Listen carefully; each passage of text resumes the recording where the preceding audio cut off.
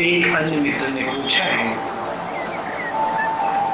अस्तित्व हमें ये वासनाएं देता ही क्यों है यदि हमें इनसे मुक्त ही होना है। ठीक ही है तुम्हारी व्याकुलता कि तुम जीवन में आते हो और बिना मांगे ही तुम्हें बहुत सारी तृष्णाएं, बहुत सारी वासनाएं विरासत में मिल जाती हैं। फिर आध्यात्मिक लोग कहते हैं वासना मुक्त होना है, फिर तुम्हें नई वासना पकड़ जाती है वासना मुक्त होने, फिर तुम बड़ी उलझन में पड़ जाते हो कि वासनाओं का करें क्या। वो है तुम्हारे अंदर तरह तरह की कामनाएं, तरह तरह की तृष्णाएं जीवन में सिर उठाती रहती। फिर तुम ये भी सुनते हो कि ये सब अस्तित्व की ही लीला है। कुछ लोग जो इस बात में यकीन करते हैं कि परमात्मा ने एक पूर्ण जगत का निर्माण कर दिया, तो उनके लिए भी विचलित करने वाली बात होती है कि फिर परमात्मा ने इस तरह का पूर्ण जगत क्यों बनाया, जिसमें वो चीज़ें क्यों दे दी जिनको तुम्हें मिटाना ही है। वो बनाया था तो एक बार पूरी तस्वीर ठीक से बना देते, आगे उसमें सुधार की कोई ज़रूरत ना होती। लेकिन ये सब बातें पुरानी हो गई हैं, अब इन पर कोई बहस नहीं करता। इनके लिए बहुत सारे उत्तर और समाधान व्यक्तियों के पास हैं। लेकिन जब साधक उन सारे समाधानों को स्वीकार करके आगे आता है तो देखता है कि ठीक है,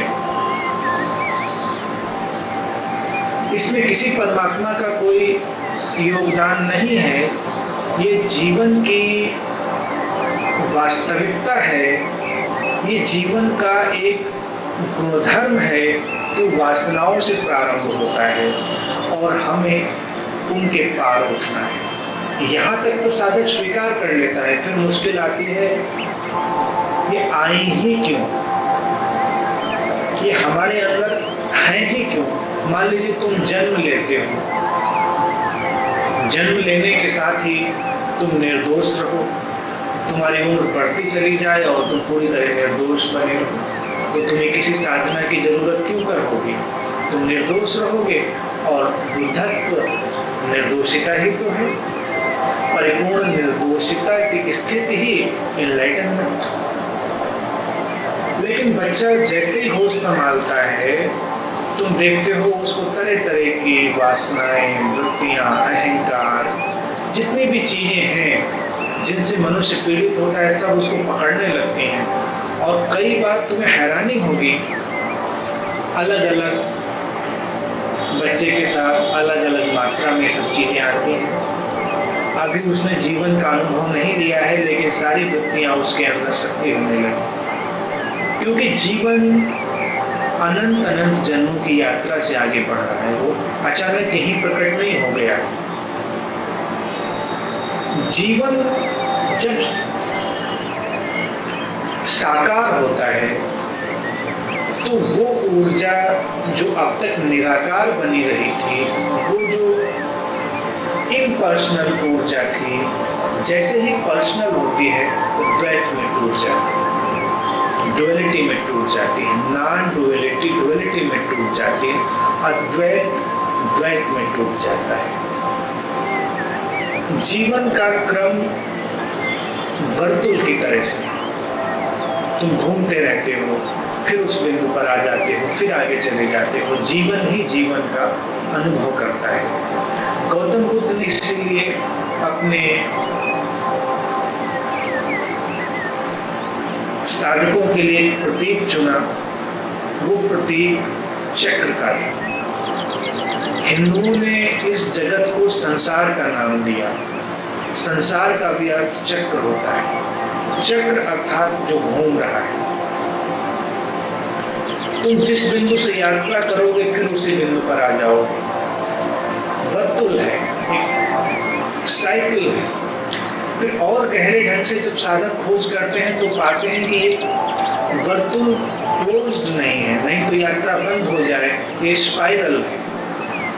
जो कुंडली के साधक होते हैं वो इसको स्पाइरल सर्पिल गति की तरह से जानते हैं। वो वो सर्पिल कुंडलनी ऐसी कोई चीज नहीं है जो तुम्हारे अंदर छुपी बैठी है और उसे तुम एक दिन जगा कर काम पूरा कर लो।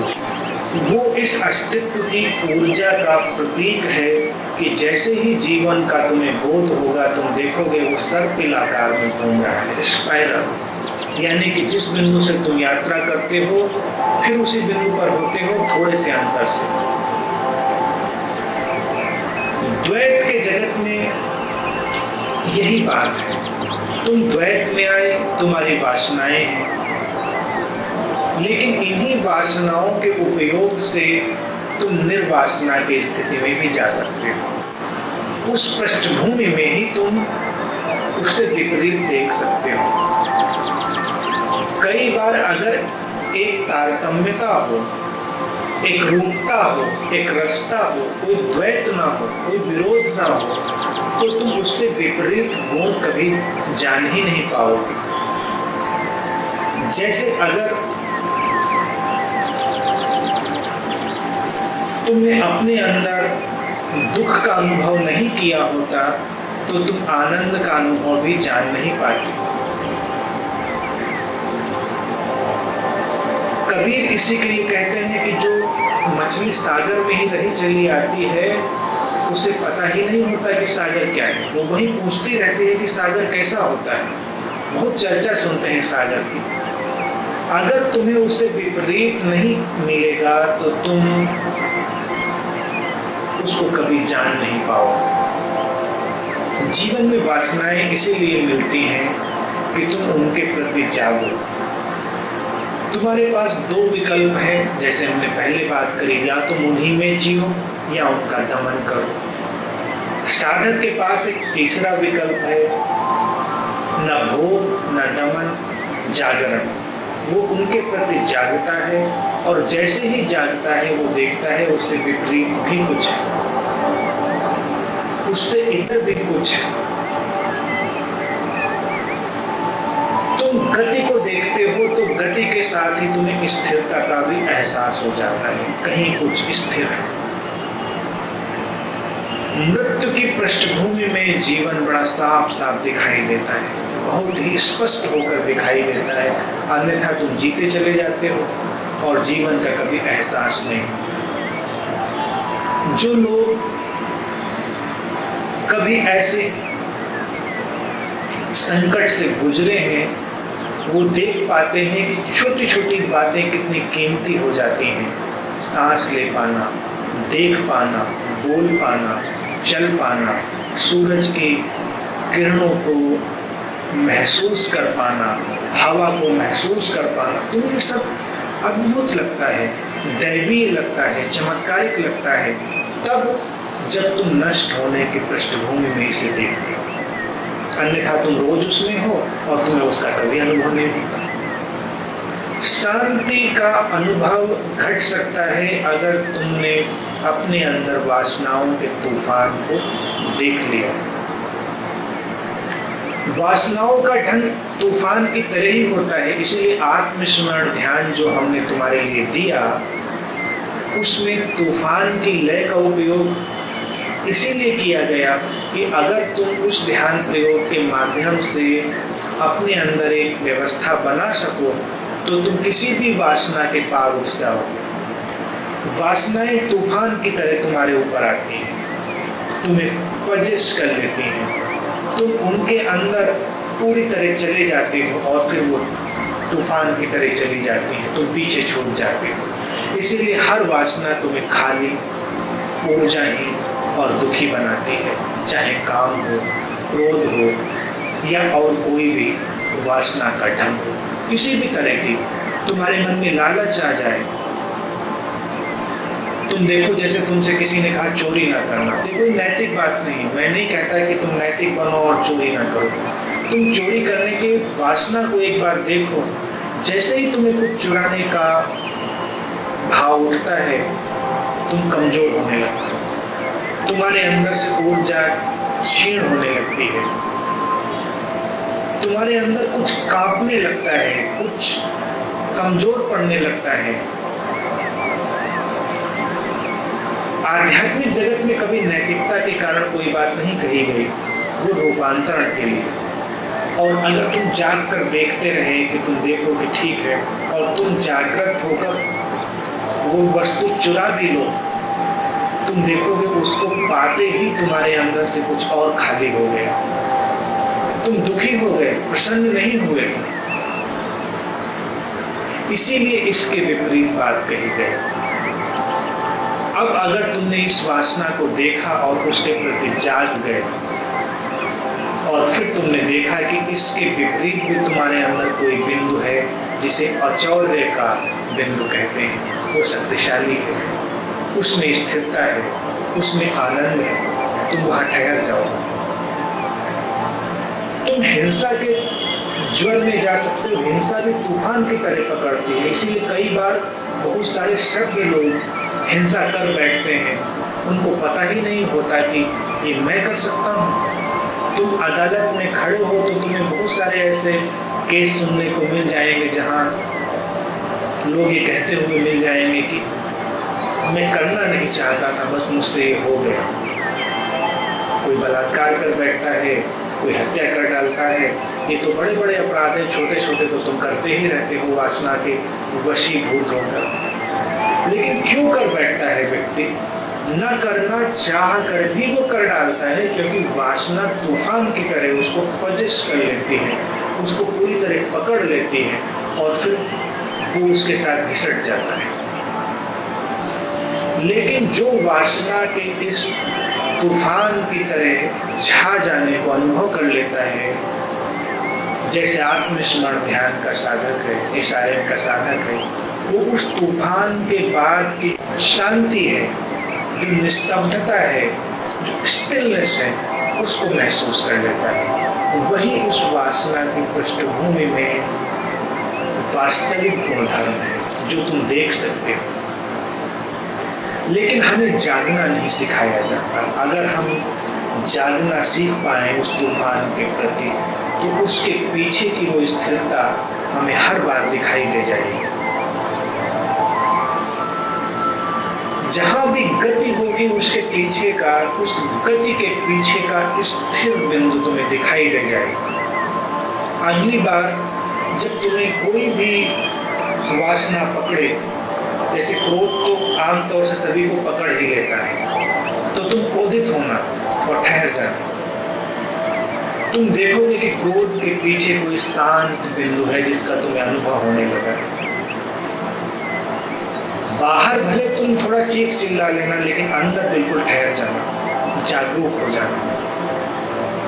आमतौर से इससे विपरीत तुम करते हो, बाहर तो जरूर रोक लेते हो, लेकिन अंदर पूरी तरह से हिलते रहते हो, अंदर हलचल मची रहती है, अंदर कोई सजगता नहीं आती। अंदर जाग जाना, देखना कि तुमसे क्रोध हो रहा है और फिर तुम्हें बीच में हंसी आने लगी, तुम्हें उसकी व्यर्थता का बोध हो जाएगा। वासनाएं जीवन में इसीलिए है कि अगर तुम उन्हें ठीक ठीक एक बार देख लेते हो तो उनकी व्यर्थता का तुम्हें बोध हो जाता है। उनमें बार बार जाने की फिर आवश्यकता नहीं रहती। बार बार जाने की आवश्यकता ही ये है कि तुम उससे दूसरे बिंदु को नहीं देख पा रहे हो। दूसरे बिंदु को जैसे ही तुम देखोगे, वर्तुल घूम जाएगा, स्पाइरल मूवमेंट हो जाएगा। इसी को कुंडलिनी की अवेकनिंग कहते हैं। आध्यात्मिक अर्थों में ये नहीं कि तुम्हारे अंदर कोई वर्तुल घूम जाएगा। बहुत सारे लोग जिनकी कुंडलिनी घूम भी गई होती है, वो भी सारी वासनाओं में जीते रहते हैं। फिर तुम्हें हैरानी होगी कि ये कौन सी शक्ति है जो ऊपर भी चली गई और वासनाएं फिर भी, इसीलिए तुम्हारे ऋषियों मुनियों को, देवताओं को भी सारी वासनाएं पकड़ लेती थी वक्त पे वक्त। इसलिए तुम परेशान मत होना अगर तुम्हें पकड़ती हैं। तुम कम से कम देवताओं जैसे या अपने प्राचीन ऋषि मुनियों जैसे तो हो ही, साधना में हो और तुम्हें सारी वासनाएं भी पकड़। लेकिन फिर इससे अलग बुद्धों का जगत है, बुद्धत्व का आयाम है। जब तुम दूसरे बिंदु के अनुभव के साथ ऊपर की ओर गति कर जाते हो, जहां से फिर नीचे आना नहीं होता। लेकिन ये तभी घटेगा जब तुम जागोगे। एक बिंदु से दूसरे, वासना से निर्वासना, हर वासना निर्वासना के बिंदु की ओर तुम्हें धक्का दे सकती है, और अगर तुम प्रतिभाशाली हुए तो तुम्हें ज़्यादा बार उधर जाने की जरूरत नहीं पड़ेगी, तुम जल्दी ही उससे मुक्त हो जाओगे। इसीलिए वासनाओं का स्वागत करो। वासना से तुम क्या समझते हो? वासना शब्द जो है हिंदी का बहुत व्यापक है। तुम्हारी डिजायर्स, तुम्हारी कामनाएं, तुम्हारे सारे रूप में। आमतौर से वासना शब्द से तुम सेक्सुअल ही समझते हो, कामोकन। वासना उतनी ही नहीं है। भारत में एक एक शब्द बहुत चुन चुन के रखा। जब काम शब्द रखा वो कामना के साथ है, यानी कि कामना और वासना करीब करीब यहाँ पर्यायवाची की तरह, साइनोनिम्स की तरह से उपयोग करते हैं। या कहें कि मूलभूत वासना काम की है, जिससे ही सारी शाखाएं प्रशाखाएं निकल कर फैल जाती हैं, और जीवन की हर इच्छा, हर वृत्ति उसी शाखा प्रशाखा से जुड़ी है। तो वासना बहुत बड़े विस्तार में है, वो केवल काम के अर्थ में नहीं है, वो तुम्हारे जीवन के हर आयाम में। उसके प्रति जागेंगे तो तुम कई बार अपनी वासनाओं के प्रति बड़े अनुग्रहित होगे। तुम्हें लगेगा कि अगर ये वासना ना उठी होती तो ये विपरीत बिंदु मैंने कभी ना देखा होता।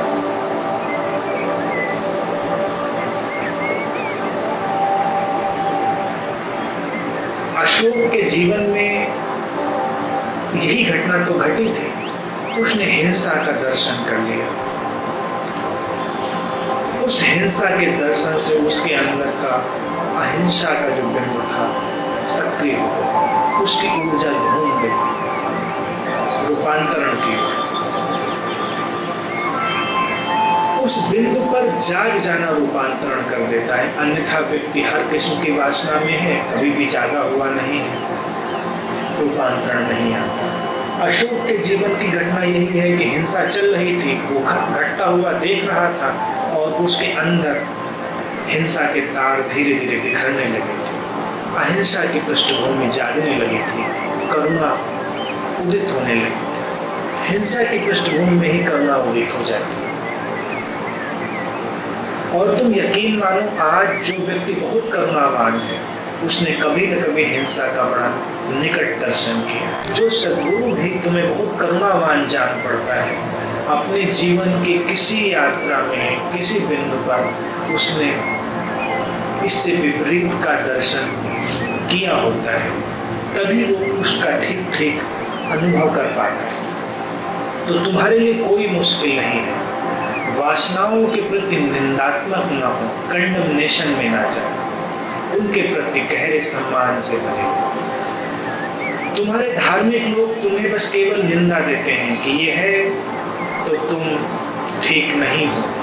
मैं तुम्हें इसीलिए तुम्हारे देवताओं और ऋषि मुनियों के उदाहरण दे देता हूँ। मैं इसीलिए कहता हूँ कि वो भी सारी वृत्तियों में जी रहे हैं, लेकिन फिर भी कहीं उच्चतर आयाम में विकसित भी हुए हैं। तो तुम इससे अपने को निंदित मत समझो, लेकिन फिर संबुद्ध सद्गुरुओं का आयाम भी स्मरण में रखो जब द्वैत के पार चले जाते हो। डुअलिटी के जगत में ट्रांसफॉर्मेशन होता है, और द्वैत से अद्वैत में जब छलांग लगती है तो तुम रूपांतरित हो जाते हो। फिर विपरीत की आवश्यकता नहीं रहती, तुम सीधे सीधे उस स्वरूप में ही छलांग ले लेते हो। वहां पर तुम सीधा साक्षात्कार करते हो अपने स्वरूप का। लेकिन जब तक जीवन में तुम उस जगह ना पहुंचो, इस द्वैत का उपयोग करो, उसके प्रति सम्मानपूर्ण हो, थोड़ा एक्सपेरिमेंटल हो, प्रयोगात्मक हो। इतनी जल्दी चीजों को रिजेक्ट मत करो। कोई वासना अगर तुम्हारे अंदर उठी है तो उसके पीछे जाओ, उसकी खोज करो, वो कहाँ से उठी है, क्यों उठी है, तुम्हारे अंदर ही क्यों आई है, उसका स्रोत खोजो। और उस खोज में तुम देखोगे कि रूपांतरण घटने लगा है। वासनाओं को तूफान की तरह से अपने ऊपर छाने मत दो। जैसे एसआरएम में तुम चेतन रूप से उस तूफान को उठाते हो, ऐसे ही जब वासनाएं उठे तो तुम्हें चेतन रूप से उठता हुआ अनुभव करो, अचेतन नहीं, उनका दमन नहीं, लेकिन उनके प्रति चेतन रूप से। कई बार ये होगा कि उठते उठते वो गिर जाएंगी, कई बार उठते हुए दूर तक तुम उन्हें देखोगे, कई बार उससे विपरीत को तुम अपने अंदर घटता हुआ देख लोगे। वो बहुत कुछ रहस्यमय ढंग से घटता रहता है। और जब एक बिंदु से दूसरे बिंदु की ओर तुम मुड़ना आंतरिक जगत में सीख जाते हो, तभी तुम्हारे अंदर जो ऊर्जा सोई हुई है वो भी ऊपर की ओर उठने लगती है, वो भी मुक्त होकर आगे बढ़ने लगती है। इसी को इsoteric साइंसेज में, गुह्य विज्ञान में कुंडलिनी कहते हैं।